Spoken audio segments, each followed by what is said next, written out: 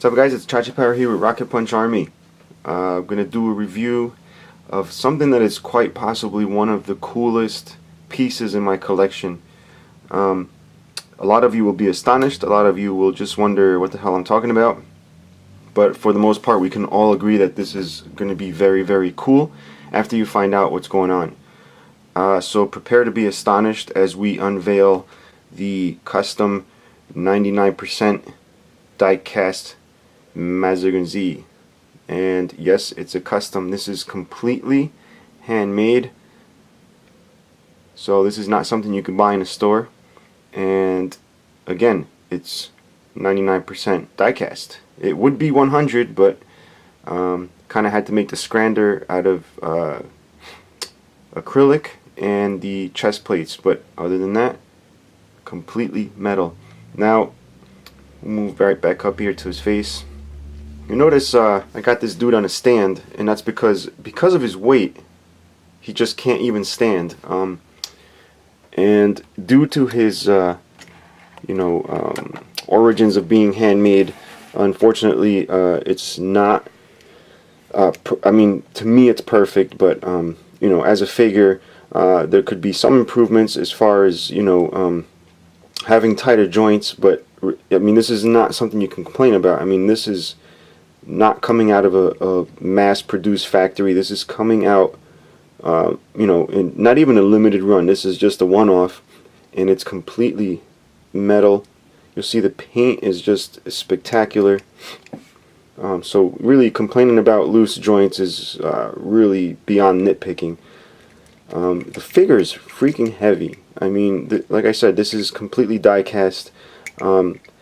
And I'm gonna tell you this background of this. One of my friends in Colombia, his name is Leo, or Leonardo actually, and he had told me he had made a Mazinger, and I kind of didn't pick up on it at first that he actually made it until he sent some pictures, and I verified with him that he had made the Mazinger.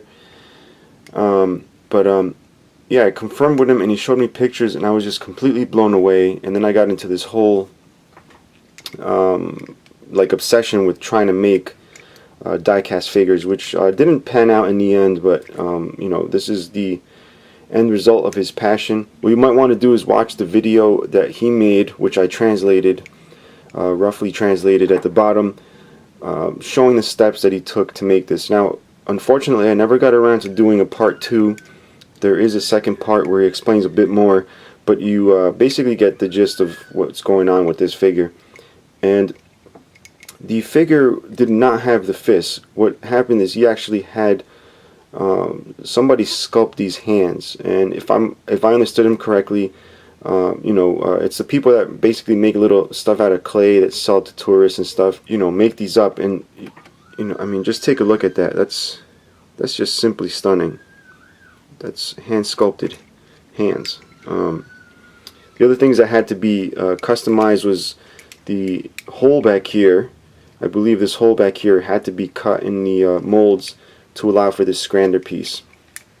But for this to be made, again, by hand and just a one-off, it's ridiculously amazing.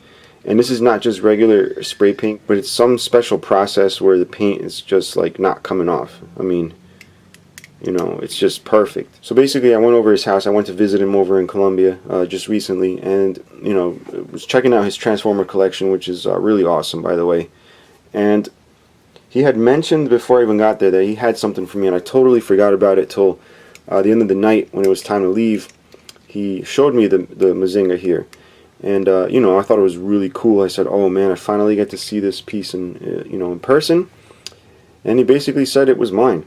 And I almost couldn't leave. I just couldn't believe he had given me this, because my love for die-cast robots is very strong, and I'm sure this being a one-off was very difficult to give up, but he gave it to me, and thank you, Leo, for giving me that. This thing is beautiful. Now, I do have to display it with the stand because it will fall over due to the loose articulations, but it's just amazing. Like, it deserves to be on a nice stand. This is a stand that lights up, so I try and keep it lit up whenever possible.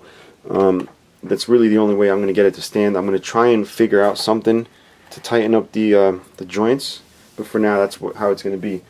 Now I did want to show you the scrander, which I have sealed in this plastic thing here to protect it. So we'll go ahead and open that up. I do want to show you the scrander here. And just grab Mazinger 1 second, and you'll see the scrander was completely scratch built. Like, this is not based off anything. It's just completely scratch built.